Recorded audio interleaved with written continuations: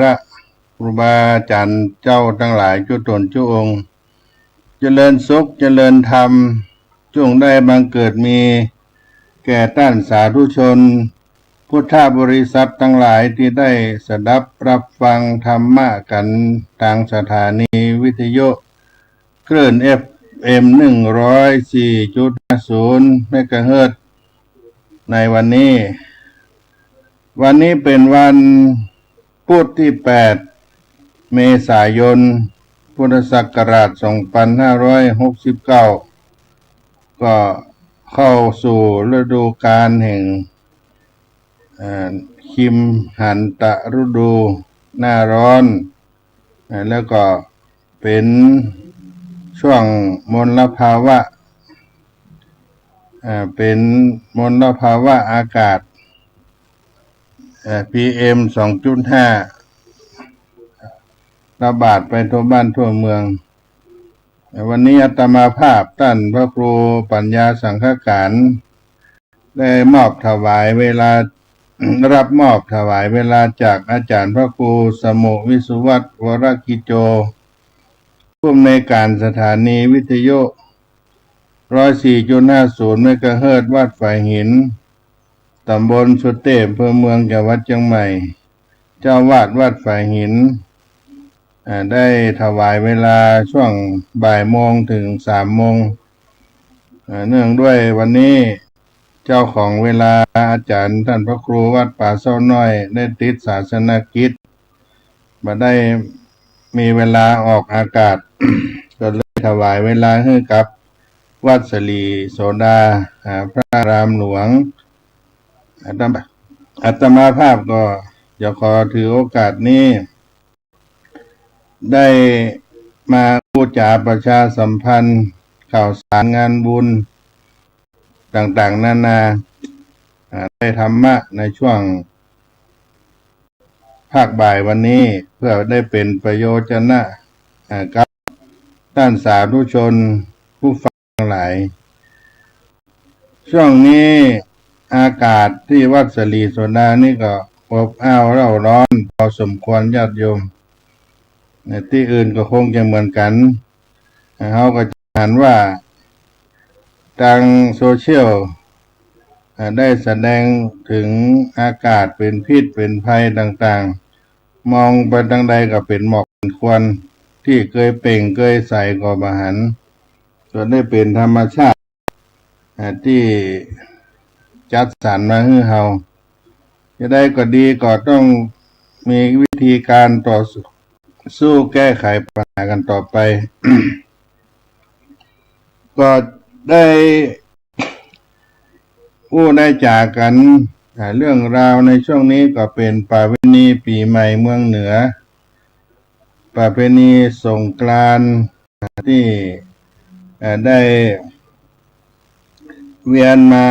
บรรจบถึงหมู่เฮาแถมรอบปีในปีนี้ก็เป็นสภาวะที่ได้อุไปว่าม่วนบางงานน้ำมันก็แปลงจะทำหยังก็ลำบากจะเดินทางขึ้นเหนือล่องใต้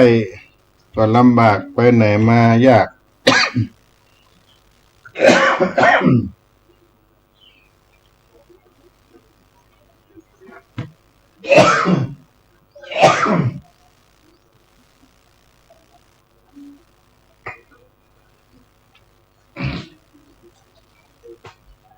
ก็ขออภัยญาติโยม อากาศเปลี่ยนไปก็เป็นหวัดเป็นไอไปด้วยในอาตมาภาพก็อยู่บนดอยวัดสลีโสดาเนี่ยพอที่จะได้รับผลกระทบไปด้วยก็ขออภัยด้วยมาอู้ต่อกันเนาะเรื่องปีใหม่เมืองเหนือสงกรานต์ของ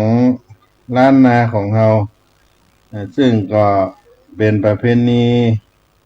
ที่ได้สืบทอดกันมาแต่โบราณกาลหรือว่าเป็นประเพณีดั้งเดิมซึ่งได้จัดได้ทำกันมาแต่ในอดีตก็อุ้ยแม่มอน ของเฮาท่านทั้งหลายก็จะขึ้นปีใหม่ของคนเมืองนี่จะเริ่มต้นในเดือนเมษายนเริ่มต้นในเดือนเมษายนในล้านนาประเทศของเฮาตั้งแต่ เจียงไฮ้พะเยาน่านแพร่ลำปางลำพูนเชียงใหม่แม่ฮ่องสอนจังหวัดตากรวมไปถึงสุโขทัยก็มีบางส่วนก็จะ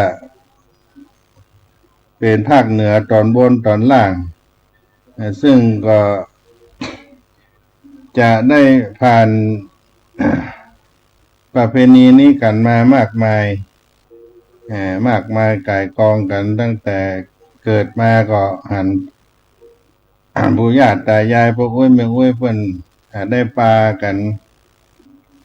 เข้าถึงกิจกรรมปีใหม่เมือง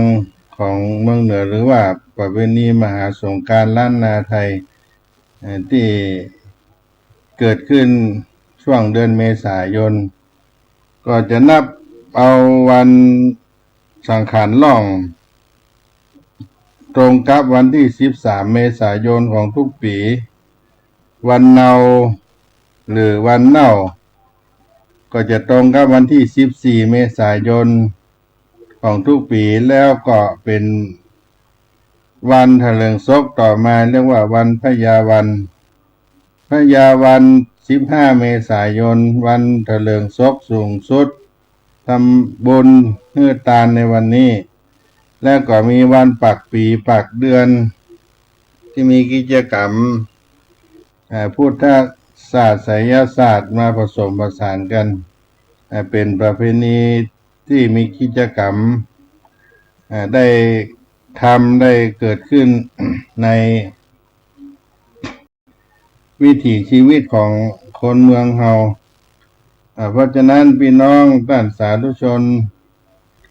ที่เคยผ่านประเพณีอันดีงามนี้มาก็จะมีความม่วนงานมีความสุขได้ร่วมกิจกรรมที่ได้ทำกันมาแต่อดีตการปีใหม่เมืองนั้นมีความสำคัญต่อคนล้านนาไทยเป็นอย่างยิ่งเพราะเป็นการเริ่มต้นให้เกิดความเป็นมงคลแก่ชีวิตความงอกงามความสุขโดยมีสาระสำคัญ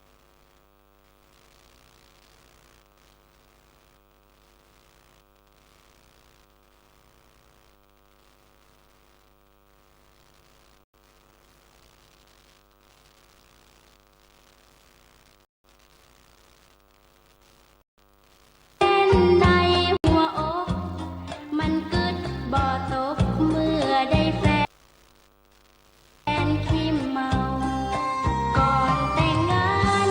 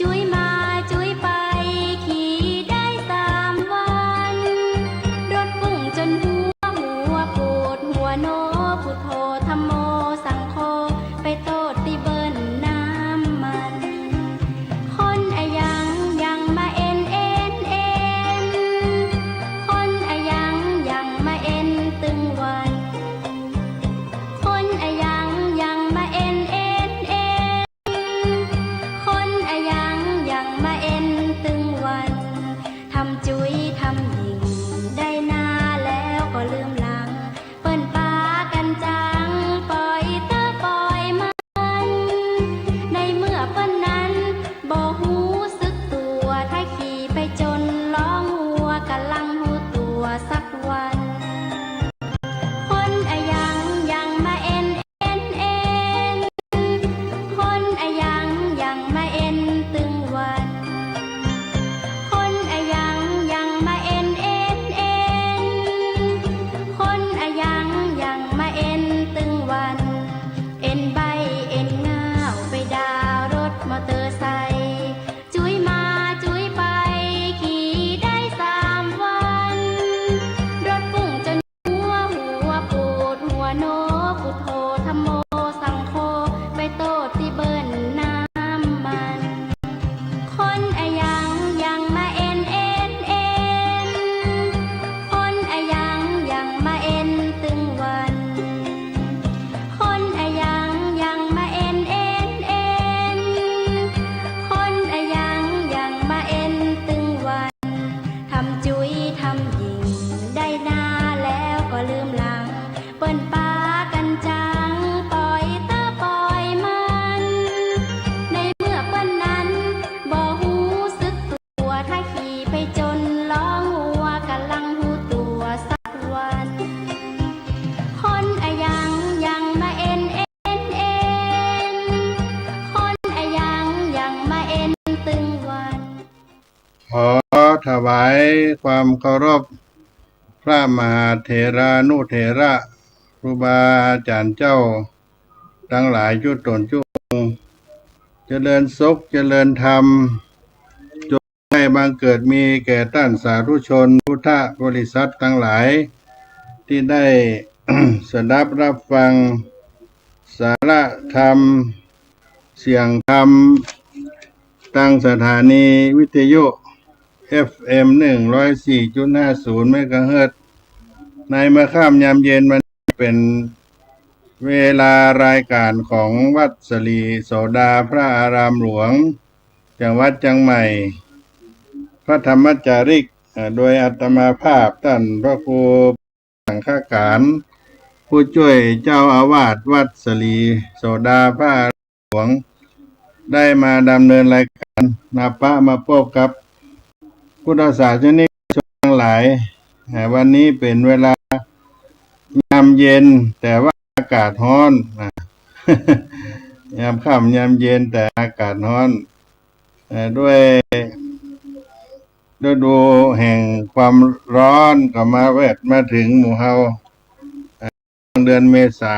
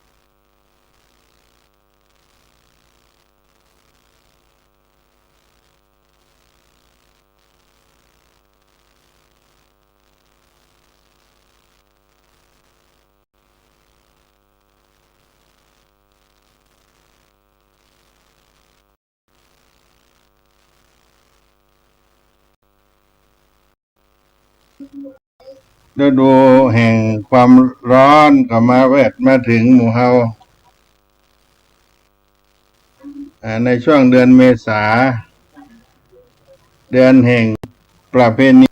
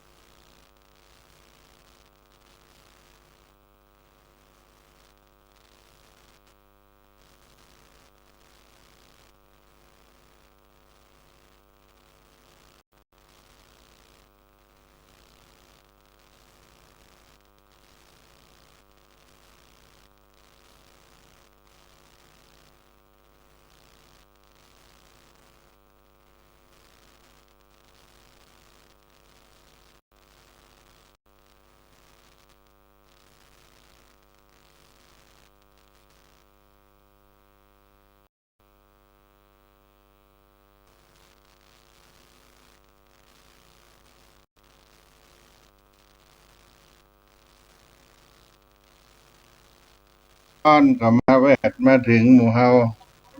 ในช่วงเดือนเมษาเดือนแห่งประเพณี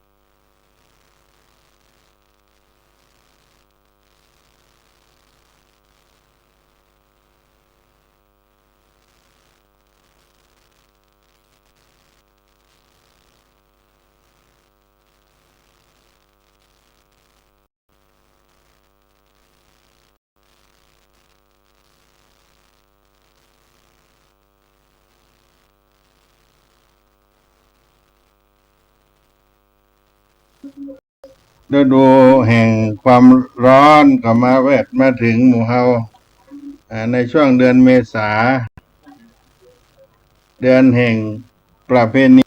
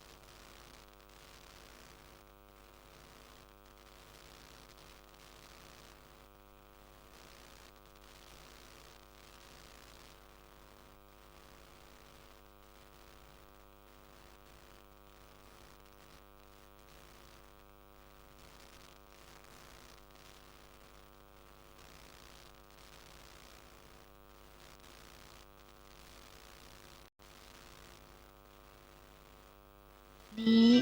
ท่านกำลังฟังสถานีวิทยุกระจายเสียง FM 104.5 เมกะเฮิรตซ์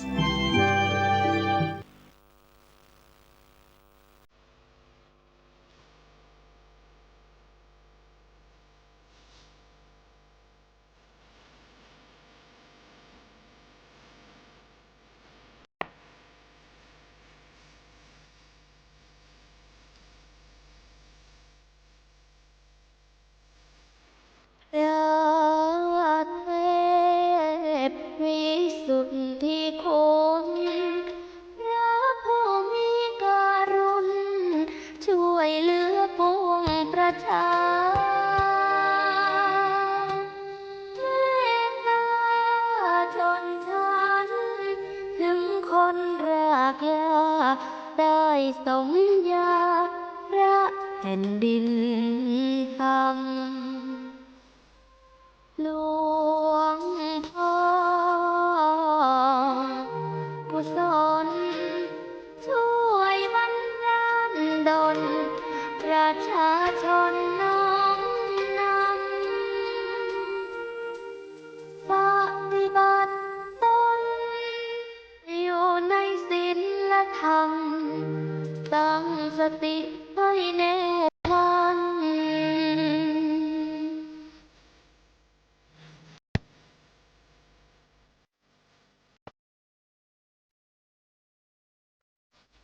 ขอเทพเทวาทั่วแผ่นฟ้าทั่วลาจงได้โปรดบันดาลปกป้องหลวงพ่อท่านช่วยเป็นมิ่งขวัญเชียงใหม่ หลวงพ่อกุศลอยู่เป็นมิ่งขวัญมงคลเป็นที่พึ่งทางใจเสียสละตนสั่งสอนสิทธิ์ไว้ให้สร้างแต่ความดี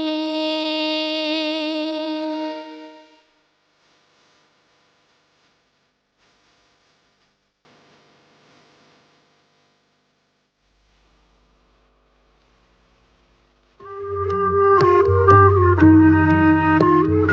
เจิญร่วมอนุโมทนาบุญใหญ่กับก้าวสำคัญของการเผยแพร่ธรรมะสู่ชุมชนสถานีวิทยุเครือข่ายคลื่นสีขาวเพื่อชาวประชาวัดบรรพตสถิตจังหวัดลำปางได้จะตั้งสถานีวิทยุคลื่น FM 106.50 เมกะเฮิรตซ์ณวัดบรรพตสถิตตำบลพระบาทอำเภอเมืองจังหวัดลำปางเพื่อเป็นกระบอกเสียงแห่งธรรมข่าวสารงานบุญและสนับสนุนกิจการคณะสงฆ์มาตั้งแต่วันที่ 1 มีนาคม 2569 บัดนี้ถึงเวลาอันเป็นมงคลขอเชิญร่วมงานทำบุญเปิดสถานีวิทยุวัดบรรพตสถิตและพิธีสามีจิกรรมสุมาคารวะสะเกล้าดำหัวครูบาอาจารย์พระนักเผยแผ่เครือข่ายคลื่นสีขาวประจำปี 2569 พบกันในวันเสาร์ที่ 25 เมษายน 2569 นี้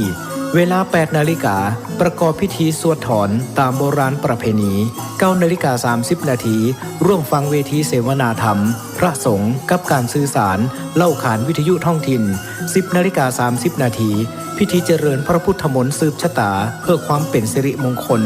11 นาฬิกา 29 นาทีพิธีเปิดป้ายสถานีวัดบรรพตสถิตอย่างเป็นทางการ 12 นาฬิกา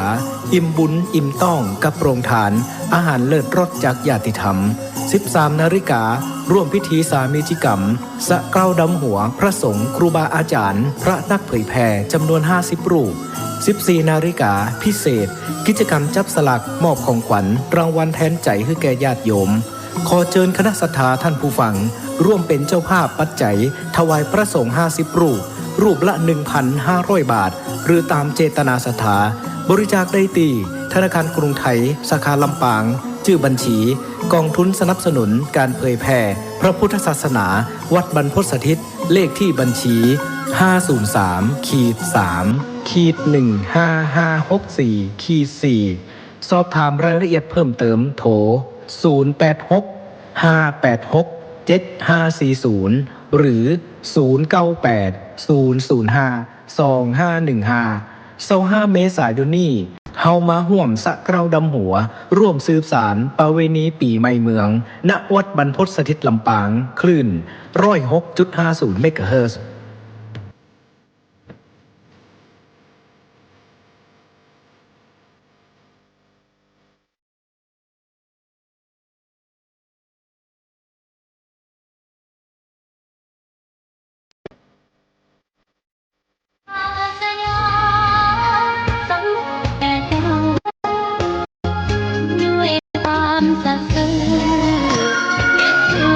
ความดีเป็นหลักใครรักไม่รัก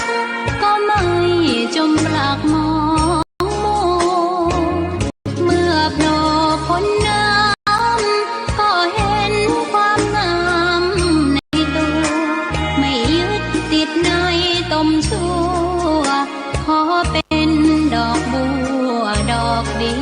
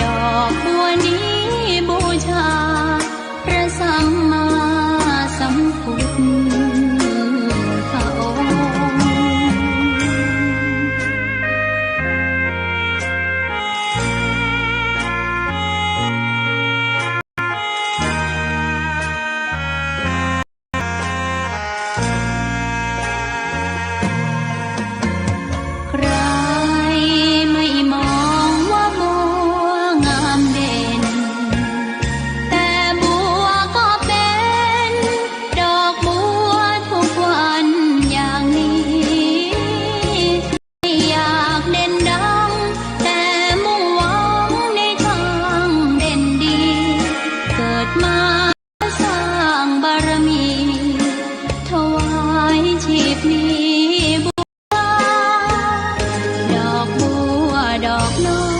ยเฝ้าคอยคนที่ใจบุญมาโอบเอื้อเกื้อกูลรู้ค่าของบุญเก็บบัวขึ้นมาเพื่อสร้างความดีและเสริมบารมีดังว่าใช้ดอกบัวนี้บูชาพระสัมมาสัมพุทธองค์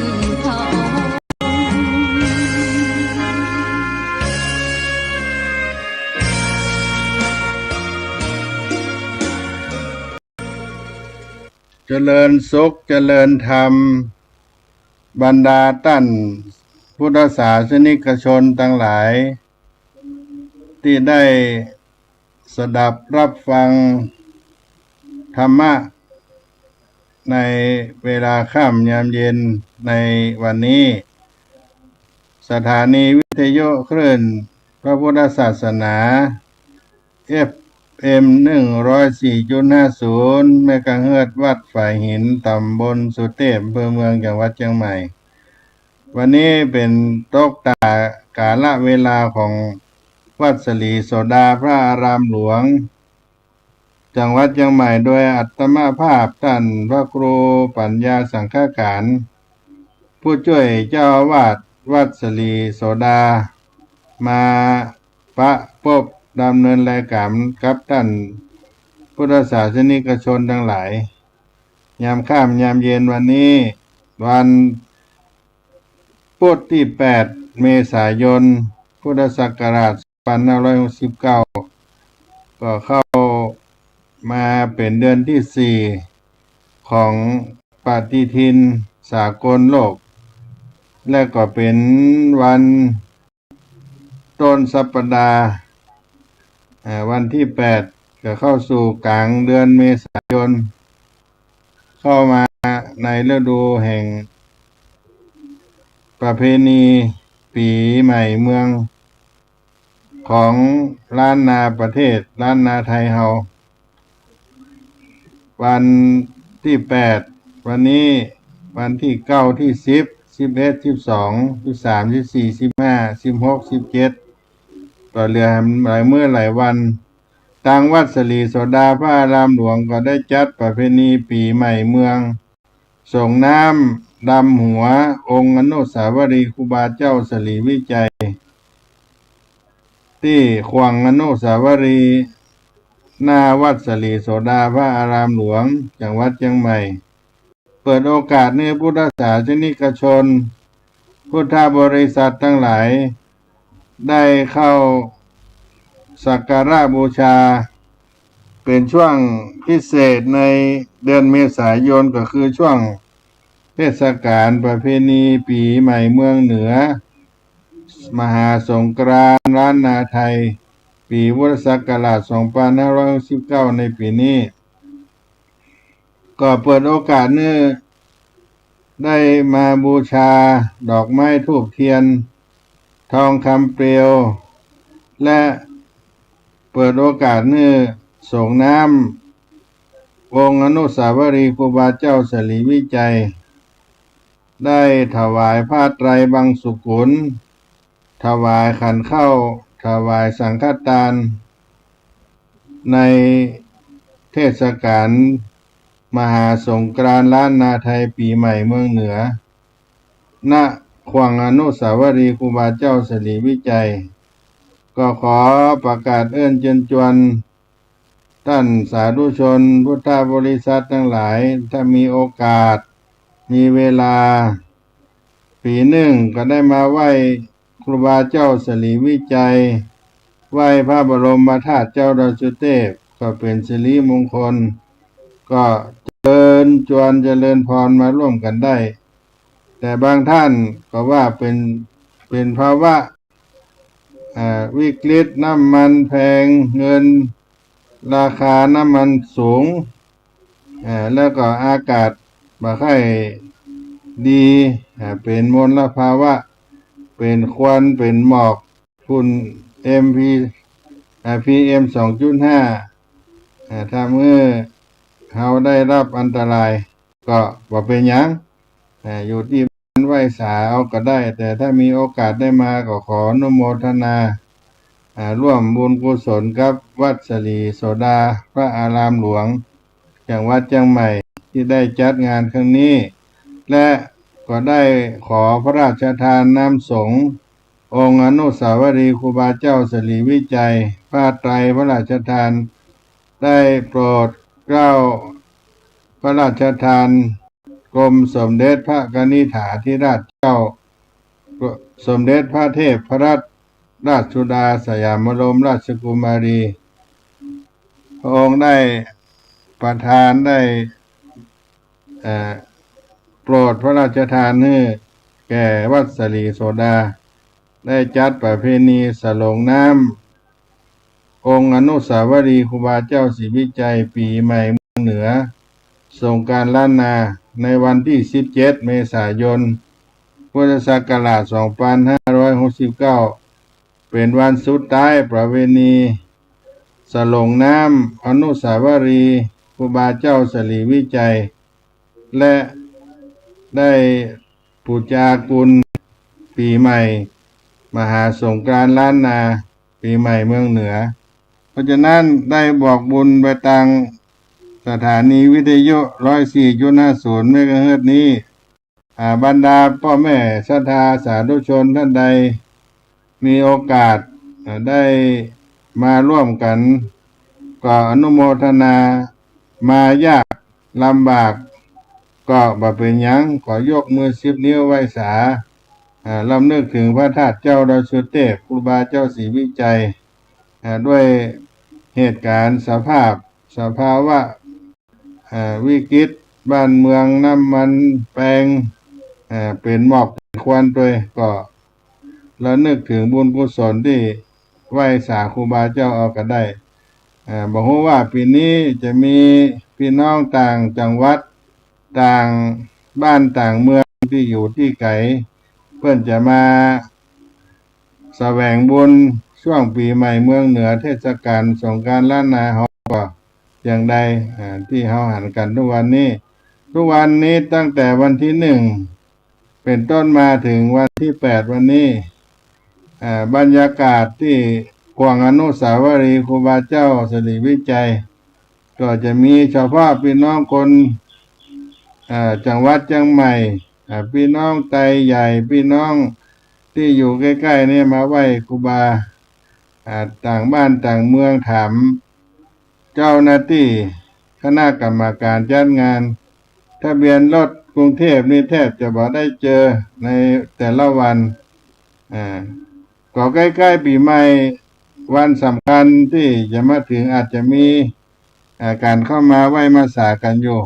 บางท่านเพิ่นก็สะดวกดังนั้นก็ถือว่าช่วยกันอนุรักษ์รักษาประเพณีปีใหม่เมืองที่กวางอนุสาวรีย์ครูบาเจ้าสลีวิจัยนั้นเป็นสถานที่ได้เปิดโอกาสให้บรรดา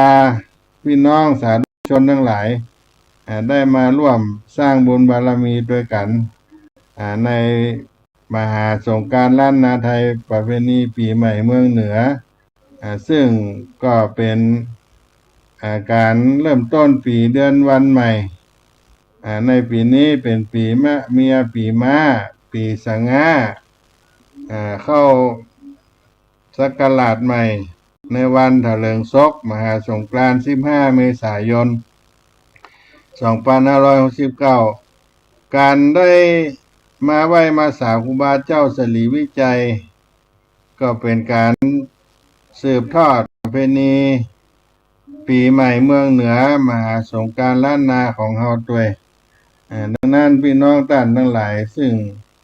ได้มีโอกาสก็มาสละสลงสงน้ำองค์อนุสาวรีย์ครูบาเจ้าเพื่อเป็นสิริมังคละเกิดขึ้นกับตัวเฮากับครอบกับครัวถ้าได้มีโอกาสมาเพราะฉะนั้นบรรดาท่านสาธุชนที่ได้มีโอกาสปากันมาทุกครั้งทุกปีก็จะได้มาหันบรรยากาศในกวาง บุญลานธรรมของครูบาเจ้าสลีวิจัยที่จะหันบรรยากาศน้ำข้อมิ้นส้มปล่อยหอมตลบอบอวนในการสักการะสักการะปูจาในประเวณีปีใหม่เมืองเหนือฉะนั้นนันบรรดาพี่น้องท่านพุทธศาสนิกชนทั้งหลายอาตมาภาพก็เป็นตัวแทนของคณะสงฆ์คณะศรัทธาวัดสลีโสดาที่ได้จัดประเวณีนี้ขึ้นมาได้เปิดโอกาสให้พุทธศาสนิกชนได้มาร่วมกินร่วมทานก็ขอบุญกุศลปกปักรักษาพี่น้องศรัทธาทั้งหลายได้อยู่เย็นเป็นสุขกันทั่วหน้าซึ่งครูบาเจ้าสลีวิจัยนั่นเป็นผู้มีคุณูปการต่อประเทศชาติบ้านเมืองพระพุทธศาสนาเป็นอย่างยิ่งเมื่อปีพุทธศักราช 2477 ได้รับอาราธนามาเป็นประธานในการบุกเบิกสร้างต่างขึ้นวัดพระธาตุเจ้าดอยสุเทพใช้เวลา5 เดือนกับ22 วันสำเร็จในช่วงระยะทาง12 กิโลเมตรโดยประมาณก็เสร็จสิ้นได้เฉลิมฉลองเส้นทางนี้เมื่อวันที่30 เมษายน 2478เป็นต้นเป็นเวลา15 วัน15 คืนแปลงปอยหลวงต่างขึ้นโดยสุเทพและได้เป็นประธานสร้างวัดแห่ง3 วัดวัดโสดาบันหรือวัดสลีโสดาในปัจจุบันวัดที่2เป็นวัดสกิทาคาวัดที่3เป็นวัดอนาคาและถือเอาวัดพระธาตุดอยสุเทพเป็นอรหันตาเฉลิมฉลองกันยิ่งใหญ่ไพศาล15 วัน15 คืนมีวัดสลีโสดาบันนี่เป็นปากทางต้อนรับมหาชนหลั่งไหลกันมาเมืดฟ้ามัวดินมาฉลองเส้นทางใหม่กับท่านเจ้าครูบาสลีวิจัยปางนั้นที่ได้มาเป็นประธานได้สร้างทางขึ้นดอยสุเทพเพราะว่าเฮาท่านทั้งหลายนั้นก็ได้มาลำลึกถึงท่านครูบาเจ้าสลีวิจัยเป็นผู้มีพระคุณต่อพระพุทธศาสนาประเทศชาติบ้านเมืองเพราะว่าครูบาเจ้านั้นมีบุญญาณบารมีเป็นงานชิ้นเอกก็เลยได้สร้างอนุสาวรีย์ไว้เพื่อน้อมรำลึกถึงคุณงามความดีของท่านเจ้าครูบาอนุชนคนหลายที่เกิดมาเมื่อลาภไปลุนได้รับทราบผลงานที่ว่าประวัติเป็นพระนักพัฒนานักปฏิบัติธรรมที่ได้ยกย่องได้สมญานามว่าเจ้าตนบุญของแผ่นดินล้านนาไทยเกิดขึ้นในสถานที่แห่งนี้อีกประวัติศาสตร์หนึ่งทุกปีประเพณีลงน้ำดำหัวครูบาเจ้าก็ได้จัดขึ้นเปิดโอกาสให้พุทธศาสนิกชนทั้งหลายได้มาร่วมสร้างบุญบารมีด้วยกันได้ระลึกถึงคุณูปการที่ครูบาเจ้านั้นเป็นนักสังคมสงเคราะห์ช่วยเหลือเกื้อกูลคนทั้งหลายโดยมีการให้ทานเป็นต้นให้ทานสิ่งของต่างๆนานาตลอดถึงให้ธรรมะเป็นทานและท่านเป็นคนที่มีปิยวาจามีกามบูกามจาเป็นน้ำเป็นธรรมไพเราะพ่อหูอ่อนนวลแก่คนฟังทั้งหลายประพฤติสิ่งในทางเป็นประโยชน์ต่างๆนานาเป็นอัตถจริยาบารมีของท่านและก็เป็นคนที่มีความเสมอต้นเสมอปลายบ่ได้ถือตัวได้มีสมานัตตาเป็นธรรมะของนักสังคมสงเคราะห์ เป็นผู้ที่ยึดเหนี่ยวจิตใจของมหาชนคนทั้งหลายทั่วแผ่นดินล้านนาที่ได้ยกย่องว่าเป็นตนบุญแห่งล้านนาไทยครูบาเจ้าสลีวิจัยในที่อนุสาวรีย์แห่งนี้ก็เป็นอีกสถานที่หนึ่งได้น้อมรำลึกคุณงามความดีของท่านที่เฮาท่านทั้งหลายได้ดำเนินรอยตามท่านในสังฆวัตถุธรรมทั้งสี่ประการมีทานเป็นต้นปิยวาจาอัฏฐจริยาสมานัตตาตามรอยครูบาเจ้าสลีวิจัยตนบุญของล้านนาไทยที่ได้เป็นเนติแบบอย่างให้กับหมู่เฮาท่านทั้งหลายครูบาเจ้าสลีวิจัยได้สอนคนทั้งหลายว่าเครื่องประดับคัตติยนารีทั้งหลายมีแก้วแหวนเงินคำเป็นตัณหากามคุณเหมือนดังน้ำเพิ่งแจ่ยาพิษสำหรับนำความทุกข์มาใส่ตัวบ่มีประโยชน์สิ่งใดเลยแม่น้ำคงคายมนาอิราวดีมหิมหาสารภูเป็นแม่น้ำหลวงแม่น้ำใหญ่ในชมพูทวีปแม่น้ำนี้แม้นจักเอามาอาบให้มดทั้ง5 สาย5 แม่ก็บอกอาจจะล้างบาปคือความเดือดร้อนภายในให้หายได้ลมฝนลูกเห็บแม้นจะตกลงมา105,500,000 เย็นหนาวสักปานใดก็บ่อาจจะเย็นเข้าไปถึงภายในให้หายจากความทุกขเวทนาได้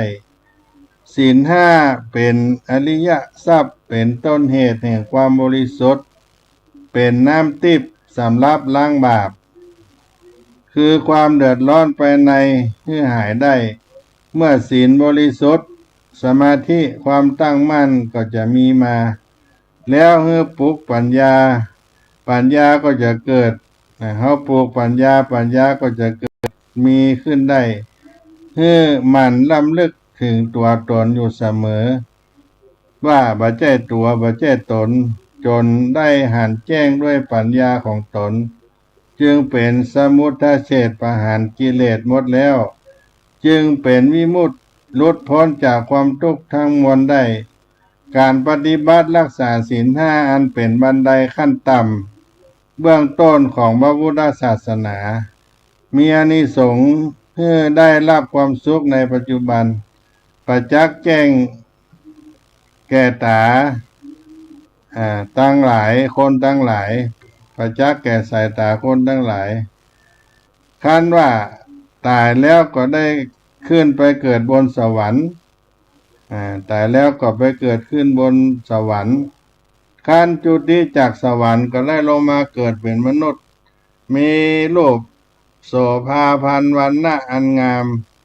มีปัญญาเฉลียวฉลาดมีสมบัติมากมีอายุยืนมีครอบครัวมีลูกมีเมียมีหลานมีเหลนก็ว่านอนสอนง่ายบ่มีศัตรูเบียดเบียนได้และก็เป็นปัจจัยให้มีความสุขไปตลอดถึงพระนิพพานและผู้ที่รักษาศีล 8ก็ได้รับความสุขในปัจจุบันมากกว่าศีล 5ขึ้นไปแถมก็คือไปนอนที่อยู่ที่วัดเป็นกายวิเวกจิตวิเวกสงบอารมณ์ปราศจากความพยาบาทจองเวรถีนามิทะปราศจากความง่วงเหงาหาวนอนอุทธัจจะปราศจากความฟุ้งซ่านรำคาญใจมีสิ่งใดมารบกวนวิจิกิจฉาปราศจากความสงสัยในพระธรรมคำสั่งสอนแล้วคือไปอบรมทำใจให้บริสุทธิ์แยบคายเสมอดังพรหมท่านว่าตายก็ได้ขึ้นไปเกิดบนจันทร์พรหมมีความสุขอายุยืนยิ่งกว่าสวรรค์จันทร์สวรรค์คันจุติก็ได้มาเกิดเป็นมนุษย์ตระกูลสูงมีวรรณะรูปโฉมอันเล่างาม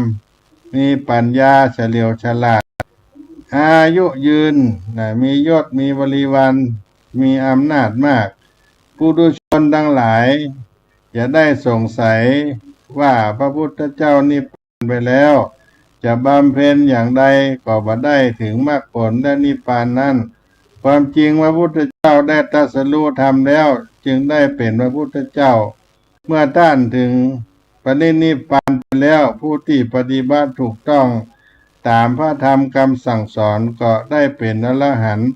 ได้ถึงนิพพานเหมือนกันถ้าผู้ใดเล็งเห็นว่าพระธรรมคำสั่งสอนเป็นความจริงบริสุทธิ์ผู้นั้นก็ย่อมเล็งเห็นพระพุทธเจ้าได้ทุกเมื่อแม้นว่าท่านยังทรมานอยู่ก็ดีทรมานตนอยู่ก็ดีผู้ใดบ่ได้ปฏิบัติถูกต้องธรรมก็บ่อาจยักพ้นจากทุกข์ได้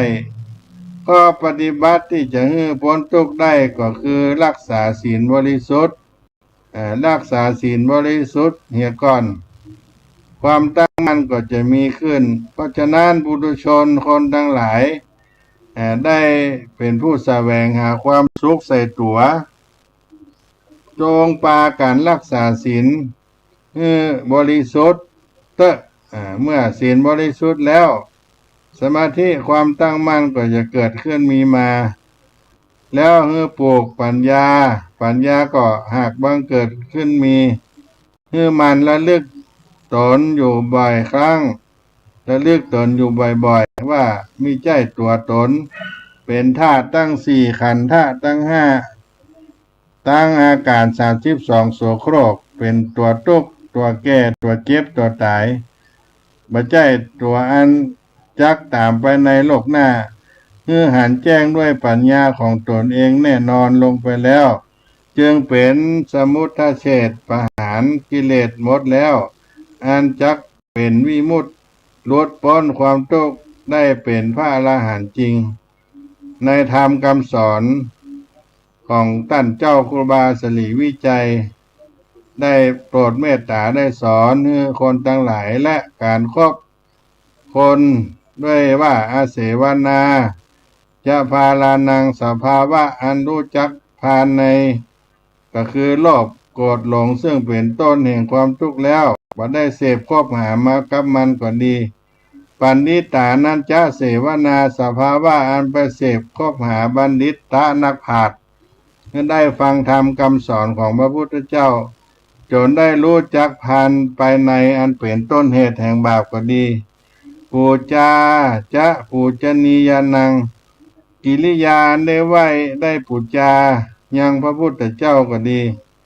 เอตังติวิทากัมมังอันว่ากรรม3ประการนี้มังกละก็เป็นมงคลอุตตมังอนุดมดีดังนั้นพระพุทธเจ้าไปบำเพ็ญสร้างบารมีมาได้4อสงไขยปลายแสนมหากัปจึงได้ตรัสรู้ธรรมวิเศษรู้ต้นเหตุที่เกิดทุกข์รู้เหตุที่บรรเทาทุกข์รู้เหตุที่ดับทุกข์รู้ทางปฏิบัติที่สู่ที่ดับทุกข์แล้วได้นำมาเทศนาให้มนุษย์ทั้งหลายได้รู้ได้หันที่แจ้งปัจจัยของที่จะพบได้ด้วยง่ายๆเมื่อผู้ใดมีบุญเกิดได้ปั่มเปงมาแต่อดีตชาติแต่ก่อนแล้วก็บ่ฮอนว่าจะพบได้เลยเมื่อได้เกิดมาพบคำสั่งสอนนั้นเป็นความจริงบริสุทธิ์ที่นำตนพ้นทุกข์ได้ดังนี้ก็เป็นมหาลาภะอันประเสริฐเพราะว่าทรัพย์สมบัติทั้งหลายอันเป็นทรัพย์ภายนอกที่จะเอาไปบ่ได้นั้นยังพากันเร่งขวนขวายหาทั้งกลางวันกลางคืนได้มาพบพระธรรมคำสอนที่แนะนำให้ผู้ปฏิบัติตามได้พ้นจากทุกข์ในบัดนี้ตลอดถึงนิพพานเป็นอริยทรัพย์สำหรับที่ตามไปทุกชาติประเสริฐกว่าทรัพย์สมบัติอันมีในโลกนี้หมื่นเท่าแสนเท่าดังนี้ก็เป็นโอกาสดีวิเศษสำหรับในชั่วชีวิตนี้ซึ่งจะหาโอกาสดีอย่างนี้ก็บ่มีแล้วเมื่อเวลายังอยู่สบายบอกควรถือว่ายังหนุ่มยังน้อยเป็นเด็กเป็นเยาวชนท เฒ่าแก่มาแล้วก็จึงค่อยทำบุญเป็นผู้มีความประมาทคิดผิดเพราะตามีหน้าดูหน้าบหันต์พญามัจจุราชบ่มีความกรุณาต่อไปบอกว่าหนุ่มแก่แม้อยู่ในห้องมันก็เอาหนุ่มมันก็เอาแก่มันก็เอาบ่ประมาทลาสาเพราะตนรู้สึกว่าต้องตายนี่ความตายบ่พ้นแล้วมีปัญหาว่าจะป้องกันอย่างใดบ่ให้ความเศร้าโศกเสียใจเมื่อความตายมาถึงควรจะปาการรักษาศีลทำบุญเมื่อทานเป็นที่เพิ่งแก่ตนบ่ให้เสียเวลาก่อนเฒ่าแก่ชราเพื่อบ่ให้เสียที่เกิดมาพบพระพุทธศาสนาพบพระพุทธถ้าทำคำสอนของพระพุทธเจ้าที่ดีงามแล้วบ่ให้มีความแคล้วคลาดกินแหน่งใจเมื่อไปหลังไปลุนด้วยอานิสงส์การรักษาศีล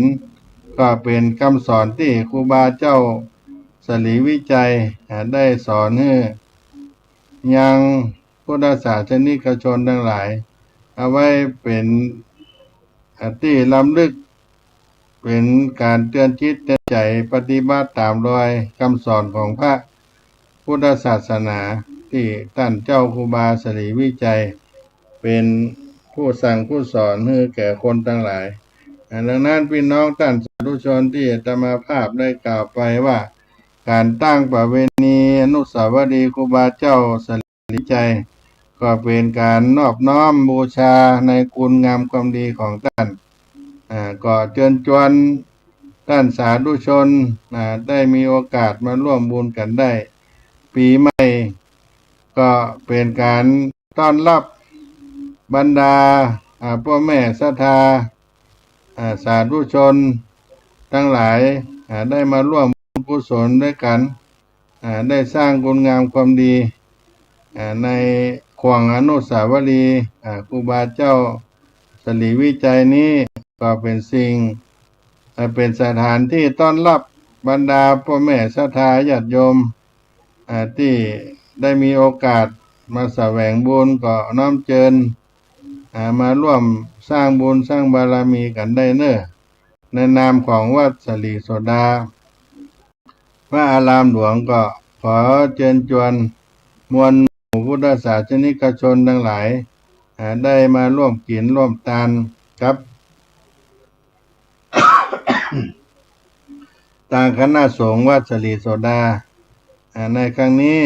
ประเวณีปีใหม่นั่นก็เป็นการได้ให้ความสำคัญแก่คนล้านนาไทยเฮาซึ่งเป็นการเปลี่ยนปีเปลี่ยนศักราชเปลี่ยนพุทธศักราชจากเก่าเข้าสู่ใหม่ผ่านพ้นไปแห่งปีหนึ่งและอายุของเราก็จะเพิ่มขึ้นแห่งปีหนึ่งและก็เป็นการเตือนตนสำรวจตรวจสอบตนเองว่าอายุเฮานั้นเพิ่มขึ้นได้ย้ำได้เตือนให้คนล้านนาไทยของเฮานั้นรู้ถึงการเปลี่ยนแปลงของวัยสังขารสังขารธรรมคือว่าอนิจจังทุกขังอนัตตาเป็นการเตือนตนและอันที่สามนั้นก็เป็นการชำระสะสางสิ่งไม่ดีไม่งามในปีใหม่แล้วก็รู้ทราบข่าวความบกพร่องในตัวเองก็ตั้งใจสะสางล้างออกได้เริ่มต้นได้ทำสิ่งที่ดีที่งามในชีวิตในปีใหม่เดือนใหม่วันใหม่ให้ดีขึ้นกว่าเดิมก็จะมีการกิจกรรมในวันสังขารล่องในวันเนาวันพยาวันปักปีวันปักเดือนเหล่านี้ก็มีกิจกรรมที่ได้ทำกันสืบทอดกันมาอย่างวันสังขารล่องก็เป็นวันที่ได้ทำความสะอาดที่บ้านที่จองวันเนาเป็นวันถ้าเตรียมกินตาลวันพญาวันก็เป็นวันเฮือตาลสะเก้าดำหัวส่งน้ำพระวันปากปีก็เป็นวันทำบุญประจำหมู่บ้าน วันที่ทำพิธีกรรมในทางพระพุทธศาสนาให้เกิดความเป็นสิริมงคลแล้วก็เข้าสู่ปากเดือนปากวันเริ่มต้นสิ่งที่ดีที่งามต่อไปกิจกรรมในช่วงวันปีใหม่ก็สำคัญอยู่ตามที่ได้กล่าวไปซึ่งก็เป็นมหาสงกรานต์ล้านนาไทยวันประเพณีปีใหม่เมืองเฮาท่านทั้งหลายก็ได้มีกิจกรรมที่จะทำบุญตักบาตรเป็นสิริมงคลมีโอกาสปล่อยชีวิตสัตว์เพื่อจะได้เป็นการไถ่บาปชำระบาปอโหสิกรรม